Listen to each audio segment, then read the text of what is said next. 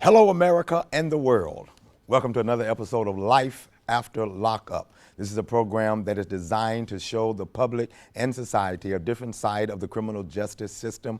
We aim to try to give you a different view to show you that we are people, we are human, and sometimes mistakes can be made, and sometimes all we need is a second chance. I want to invite all of you just to let you know what Life Community is doing in the city of Paducah, Kentucky. I want to remind you of every first Monday of the month at 5:30 at the W.C. Young Community Center. We have a ex-offenders support group where anyone that's an ex-offender, you're a family member or somebody that you know is in prison, come out to the W.C. Young Community Center every first Monday of the month at 5:30, and we'll try to give you some information to show you how you can survive out after you've done your time and how you may be able to be a help and a benefit to someone that's incarcerated. Also, every second and fourth Monday of the month at the community kitchen on Jefferson Street, we have what we call Teen Ease. For teenagers from 13 to 19, come out, food, fun, and fellowship. We try to instruct you and what you need to do about your future and things of that nature. Also, every Tuesday morning at 11:30 to 12:30 at Christ Temple, we have a lifesaver class. If you have any life-controlling issues, come out and get some help. It's an 8-week course. Sometimes we can help you with food stamps and also help you find a place to stay with those certificates. I want to remind you of all the things that we're doing. Always watch us here on Life After Lockup. You can go to paducah2.org, or you can also see us now on YouTube. Today is a very special day for me, very interesting, and I'm also excited about what we're doing today. I want to just give you a brief little background about what we are doing today. A young man that is here, I say a young man, actually at the age of 22, in 1977, he was convicted of rape and burglary, a crime that he did not commit. After almost 32 years, the DNA proved that what he had been trying to prove for almost 32 years, that he was not guilty. I want to welcome Mr. Lawrence McKinney to Life After Lockup. Welcome to Life After Lockup, man. Thank you, sir. It is such an honor and just a pleasure to have you here with us today, and I'm just excited about the show. But I want you to know that what we're trying to do here, this program is going to be all over the world. People in prison are going to be watching it at jails. I know here in Paducah are going to be watching this show. And what we try to do is really try to give some hope to people that are incarcerated and try to show people people like you. Now, I want us to go back because I'm really concerned about getting your story out. I want us to go back to 1977 when you were 22 years old, basically minding your own business, just doing what 22-year-olds do. And just kind of let us know what happened on the day that you got arrested. Well, I come back in town on August the 29th of 77 to see my mom for Labor Day. Mm-hmm. And while I was here, then October the 2nd, that, you know, in my mother's house and everything, I walked down a couple of doors down the way because it's a childhood friend I know. And when I went over his house and everything and sat down on the love seat, everything, next minute I know the police broke, you know, knock on the door. When the police knock on the door, they asked his father with his son there, and he said no. And they said, well, can we search the house down? And he said, yeah, and they shook the house down. He was hiding in the closet. I was sitting on the love seat, and next minute I know that they handcuffed me and took me to the car. I asked them what it's all about, and they said, I've been identified. And that thing, I know I was in jail, and while I was in jail and everything, I'm going through the proceeding. They give me a law and everything. And that thing I know, I received an indictment, a true bill. Wow. You know, and then on June the 22nd, 1978, I went to a jury trial, and they found me guilty of rape and gave me 100 years for rape and 10 to 15 for burglary. And all through the years I was in there, that they ain't had no such thing, DNA test that prayers of time, you know. And while I'm in that constant fighting, every year my law and them would come to give me hope, and I finally realized, well, I ain't gonna get out here. Now it's time for me to get adapt to this prison life. I said, because this on the world right here. I said, because the only way I get out is they gonna have to let me go one day.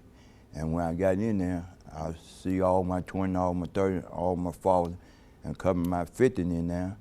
And the main thing was that I ain't never get a chance to see my mom growing old and everything, you know, because me and her real close.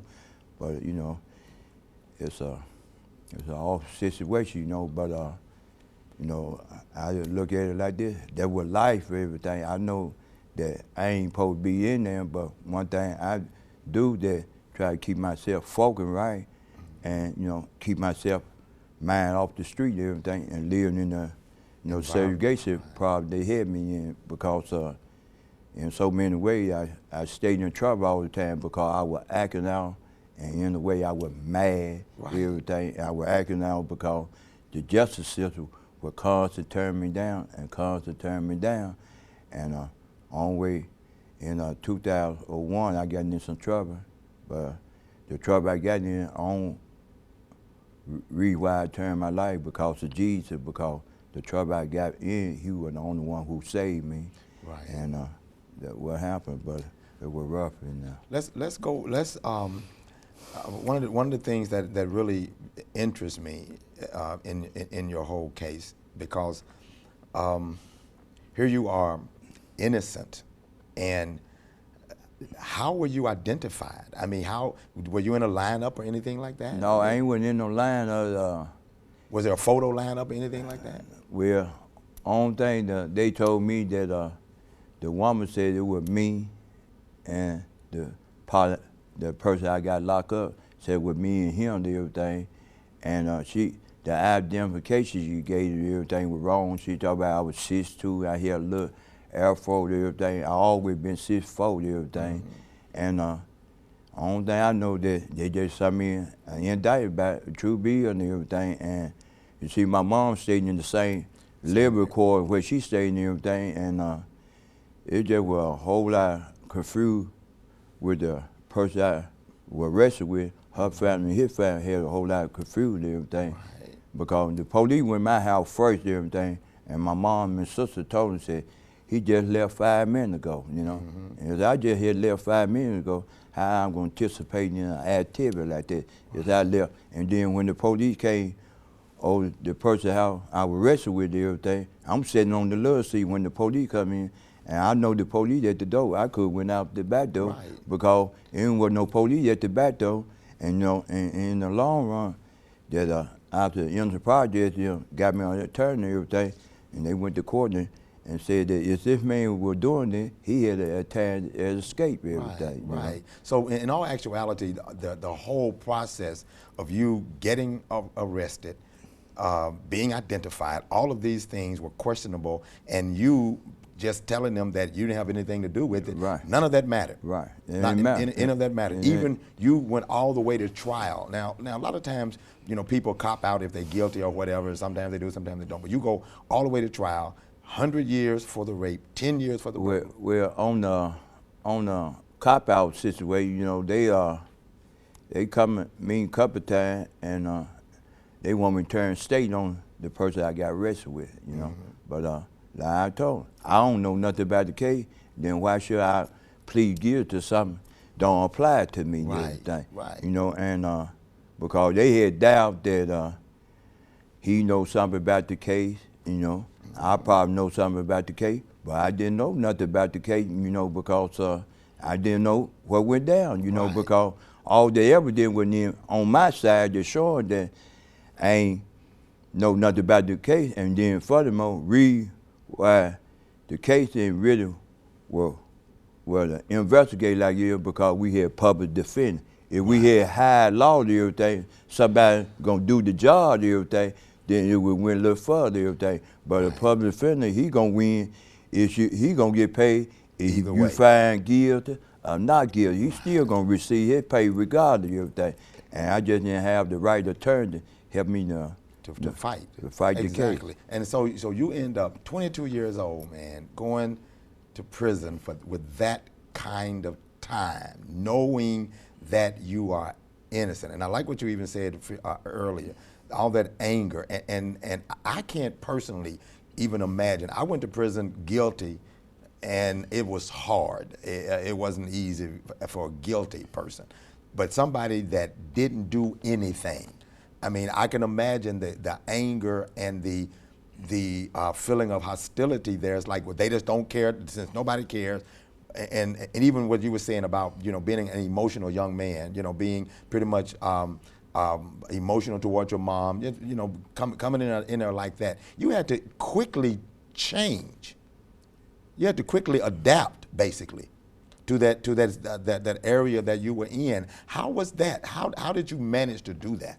Well, my mom, she was my strong backbone and everything, and majority that while I'm in there, it was all type of rules and regulations, and when I got there, I just didn't follow the rules and regulations because I know I was innocent and everything because as I see it, that I really didn't even care, whatever the situation was, because I know what the situation was. I ain't supposed to be in there, and people just like a person got a dog in the cage and everything. Don't took his freedom away from him, and that's the way I feel, but long I walk and have my mind, call my mom and talk to my mom and everything. But whatever situation came to me, I deal with it. I ain't have no sympathy for nothing because if a problem happened and everything, I would take my aim out on that problem right there, And like the people who work there and everything, they see that I had a very, very serious attitude problem and everything because, you sit down and tell people you understand everything, and the main reason they tell you in there and say, well, we in here to make sure that the prison run smooth everything, said because what you did on the street or whatever happened, it don't concern them. Right. So they don't really care whether you're guilty or innocent. And you see, I feel like that I'm all alone out there, all alone in there and everything. And best thing I need to do that try to do the best I can and breathe every day and everything because it will offer place to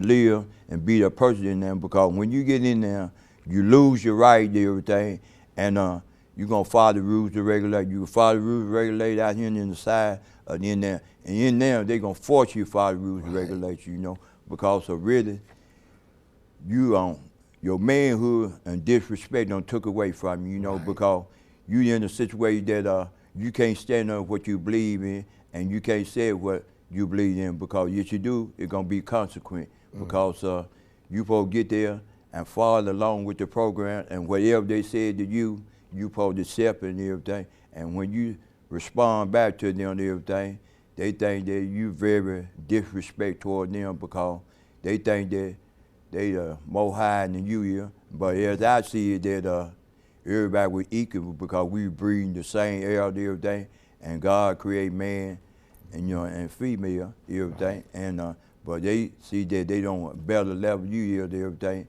and it's a bad situation to live, because you can be my worst enemy. I would not want to put you in there. Right. And that's the way I feel, because in that you're gonna lose your respect, and every day that you're gonna have situations, people gonna judge you every day, everything, and you got a number on your back, and a number on your back just like a material thing to them folk in there because, you ain't getting the right proper food like you supposed to eat, you can't stay out and everything. They just snatch everything away from you, And so many people go under situations and everything, they commit suicide and everything because they can't stand the pressure and everything, and they can't stand people try to control them. And that's what they hear.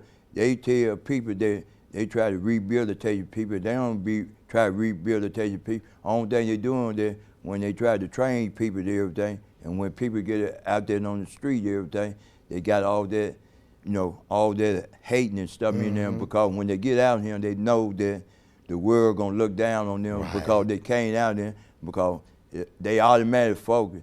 where this person been in there, we're all around these type of people and everything. He's a very dangerous person and everything. That's the way they look at it, and because they feel like when a person come out there, he really ain't got time to be out here in the society, because it's like this, when a person pay their due, if they did something, if they pay their due, and when they come out, they supposed to have another chance. Like Jesus, when you ask him for forgiveness, he forgive you and bring it up. But human beings, they gonna bring it up every time and everything. But when you in there and when you get out and everything, it's still hard, because I was in there for 31 years, and when I went in there, and with no microwave or nothing, I'm just like a little baby when you get up and started crawling and walking and everything. And that's what I've been going through. And then God gave me a beautiful wife and everything, and she been helping me struggle and everything. But you know, I put the past behind me and everything, because I got some peace in my life. And in there, you don't have peace. You know? And I mentioned when we were at our dinner yesterday after church.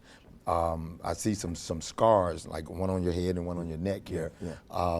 What were those battle wounds in there? Yeah, they're battle wounds, because when you get in there, you know, you got to learn how to survive. You know, because everybody, you know, you got to get your respect. You know, because you know, it's like that. You know, you in a combat zone, everything. You know, you got to be a man. You know, you got to be a man. You know, because you got people in there going through the same thing you going through. You got a whole lot of innocent people. You got people in there, you know, and they had life go. You know? They had life go, you know. And in there that, prison system, you know, it's a place that it could be better, but the staff work there, they make it hard on people and everything, because they feel like we don't have the right to stand up for our right, everything, you know. So their attitudes, basically, a lot of times, and for the little short time that I was in there compared to your time, I mean, I saw how the officers a lot of times would come and basically ruin a whole day. Their attitudes would come and actually ignite some hostility among the inmates. Yeah. You see, you have an officer, he might have a problem at home or somewhere on the street, and he come to work and take it out on you. You know? Because they can. Because they have the authority to do know, that. And you see, and it's like this, you supposed to treat everybody equal, you know, regardless, you know. What a person did or whatever, you supposed to respect that person regardless, you know, everything. Because if you perfect everything, the only person is Jesus, everything. Because you want to look down on this person, everything, go home and look in the mirror, and you will see the same situation you problem. Only way you might not be in there, you just ain't got caught. That's exactly right. Now look, here your situation is now. With all of this, innocent young man going in, like you said earlier, all your 20s, all your 30s, all your 40s, going into your 50s. You know, innocent, can't prove it to nobody. Nobody is listening, and they're treating, and the people in there, the officers and everything, they could care less. Like you said earlier, all they want to do is keep you from keep this prison system running. Basically, they're really not concerned, because if they ask people, most of the people in there say they're innocent.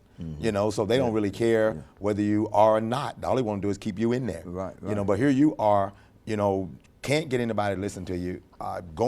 It's like thrown into this jungle, basically, almost like put out into Africa with wild animals and told to survive. So here you are thrown in a prison, told to survive, and you don't even have the prison mentality, because you didn't do anything to be in there. You know, see what I'm saying? Some of the guys in there, they did stuff, murderers, rapists, or whatever. They did things, so they already have the mentality. You come as an innocent person coming in there without the killer mentality or the kill or be killed kind of attitude, but you had to develop that, is what you're saying, right? You had to develop that attitude just to stay alive or just to maintain? That's the only way you're gonna survive. You know, that's the only way you're gonna survive. You in prison, it might be you might be 1,000 person or 2,000 person. Each person got different personality. Right. You know, each person got all type of evil inside them, because how they incarcerate and everything. And see, you got to deal with that every day, you know, everything. You got to set your limit to who to trust. You got to set your limit that how to protect yourself every Right. day, you know, because it's like that, you can lose your life in the South, everything, you know. A person can spray any type of room on you for no reason at all, everything, you know. It's a jungle out there, Right. you know, and main thing, reason why I feel like I survived because my mom prayed every day, and God, He didn't give up on me and everything. He knows the situation, everything. I really believe the reason why I survived in there because, you know, it was rough everything, you know, but I hold on, and you know, and I have respect for God, but I ain't ready to Didn't really serve know. God because I had put my life on hold because in there, as a Christian, it kind of put you down there as you weaken everything, you know. And number one, the way I was in there and the way I would develop to that sister in there, that you worry about what people say about you or Right, everything. right. You had a problem or whatever, you had to handle your problem right then and there. Because if you didn't handle your problem, somebody down the line gonna bring you that trouble, everything. Exactly. And, you know, and they had you. I really grew up in there, you know. I did more time in there. Then you I been don't out. did any time on the street, everything, Exactly. you know. My goodness. And but I was so long in there, everything. And when God stepped me into your life, everything, you know, it nothing. It really don't even mess with me because that's the past. And God, I feel like that, you know. And then when you stepped in my life, I saw that hell and everything. And I said to myself, well, I know what I went through, and they were hell on this earth.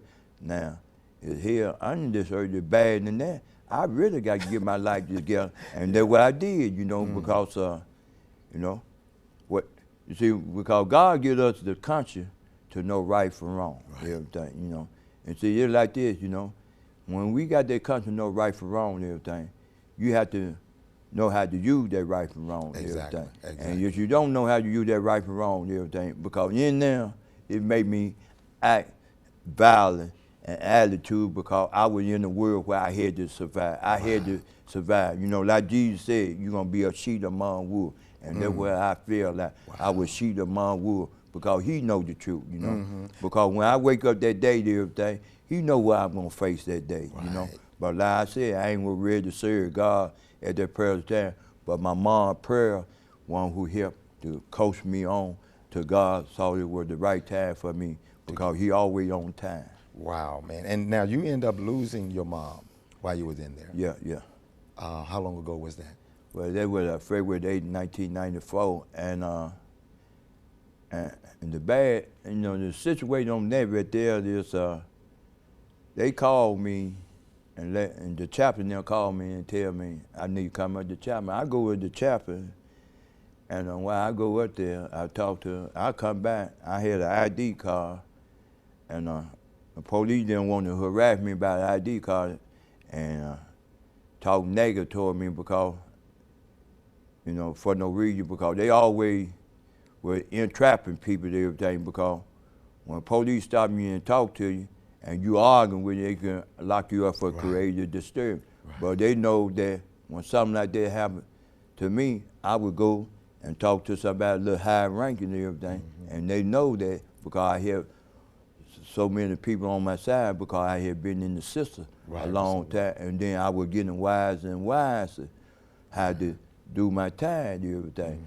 And you know, they gonna try to provoke me and everything, and Now, this was on your way to see the chaplain.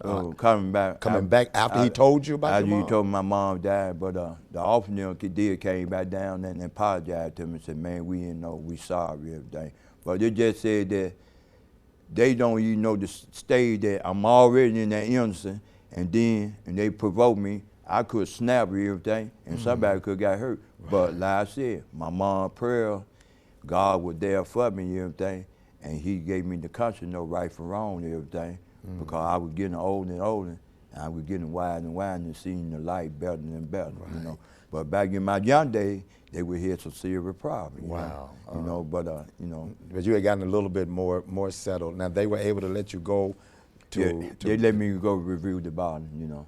You know, I went one night, and they had a storm down there, and it was so bad they had to bring me back. Then they let me go 2 days later, reviewed the body, you know. But what made, you know, that right there, you know, I hold that, you know, and now I hold that in, so I don't keep on holding that in because I really ain't accepted death yet. You know, I really ain't, you know, because they took her away from me, you know, by putting me in there. I ain't get a chance to see her grow old.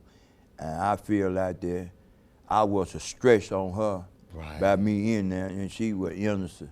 No, I was innocent and everything. And I feel like I one who worried her to the grave. That's just my point of view as I see everything, you know. And like I tell most of my family members, they said, yeah. Said, Mom would be very happy because she said that you were gonna get out every day. She worried to death because I know I worried that woman to death. You know, I know that I was pressure on that woman's life, and it take an effect on me. And I ain't had the opportunity to go down and see her grave yet because I know I'm gonna break down. I don't believe I'll be able to stand up on my feet every day because she was my strong backbone I ever had, everything. And me and her real close to everything, but you know, I hold my tears and I ain't cried or nothing. I ain't cried. I just hold it in, and people don't understand that situation because me and her real close, and I ain't had the opportunity to go see her grave yet because I feel like that to go, I'm just gonna lose it, and they're gonna have to put me somewhere because they have me in dedication, me and her word to each other, everything, and because it wasn't for her and her prayer to God, everything, I would not even believe that I'd be standing here today, you know. And that's my point of view. And I feel like I'm the one who put her in the grave because I worried her to death. I really did worry that woman to death because she was the only one that I would can depend on everything because all my sisters and brothers, they were teenagers when I left the street, and they ain't know nothing about no life at that present time. Man, listen, this is the end of this particular show is just about 30 seconds, and we're gonna hold it right there. I'm just blown away. I'm still blown away, and I'm hoping that you are enjoying this. We're gonna come back with the second show with the other part of this